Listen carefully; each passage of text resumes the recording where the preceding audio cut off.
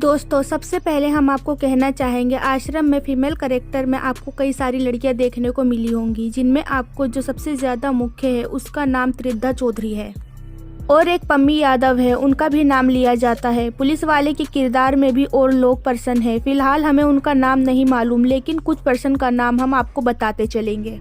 इसके बाद बाबा के किरदार में बाबा निराला और बॉबी देओल जो है आपको इस पर देखने को मिलेंगे। और भी भूमिका है, हम आपको डिटेल में आपको इस वीडियो में बताने वाले हैं।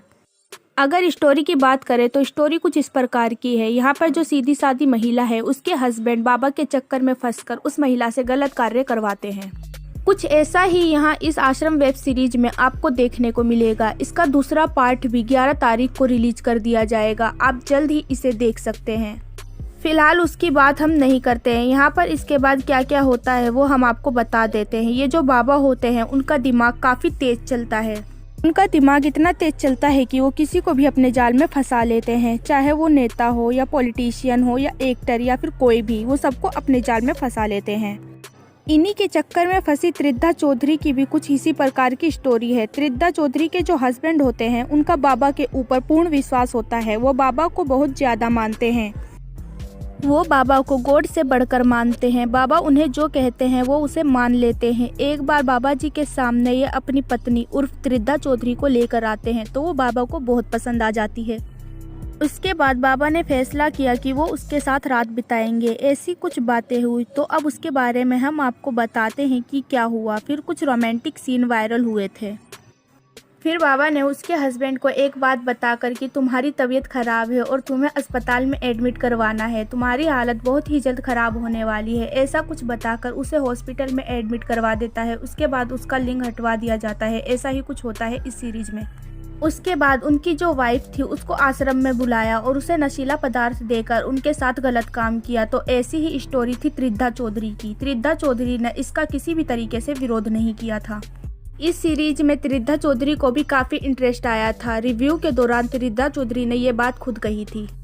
इस पर उन्होंने साफ तौर पर कहा था। खैर दोस्तों, अब बात करते हैं कि इसके बाद क्या होता है और क्या होगा।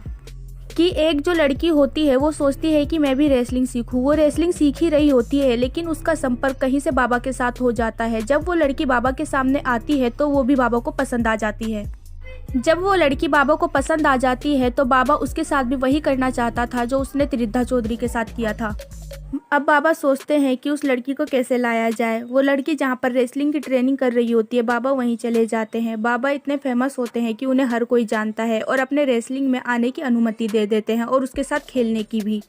हाल ही में वो लड़की बॉक्सिंग सीख रही थी तो बाबा ने उसके साथ जब बॉक्सिंग किया, इसके बाद उसको कुछ गलत फील हुआ, लेकिन उसने इग्नोर कर दिया कि नहीं, बाबा बहुत अच्छे हैं, बाबा ऐसा नहीं करेंगे। फिर इसके बाद कुछ इस प्रकार हुआ, उसे भी नशीला पदार्थ दिया गया त्रिद्धा चौधरी के तरह। उसके साथ गलत संबंध बनाए गए। जब उस लड़की ने विरोध किया तो उसे मार दिया गया। ये बाबा की बहुत गिरी हुई हरकत थी। बाबा ने उसे मरवा डाला और फांसी के फंदे पर लटका दिया। जब उसने बहुत विरोध किया, उसने बाबा से खुद बात की क्योंकि वो बेहोश थी, उसको इस बारे में कोई जानकारी नहीं थी। जब बाबा को ये बात पता चली तो बाबा ने क्या किया उसको सुनिए। उसके बाद बाबा ने प्लानिंग के अंतर्गत उस लड़की को मरवा डाला। अब उसको जो मरवा डाला तो उसकी जो सिस्टर थी उसको ये बात पता चल गई थी, क्योंकि उसने उसे बात शेयर कर दी थी। जब उसने उसे ये बात शेयर की तो उसके मन में कहीं ना कहीं ये कीड़ा था कि मैं बाबा को फंसवा के मानूंगी। अभी भी वो बाबा को फंसा नहीं पाती है। ये विरोध चालू हो गया है और ये विरोध कब तक चालू रहेगा इस बात की कोई जानकारी नहीं है। तो दोस्तों, आज की हमारी आश्रम वाली वीडियो आपको कैसी लगी, प्लीज़ हमें लाइक और कमेंट करके ज़रूर बताएं।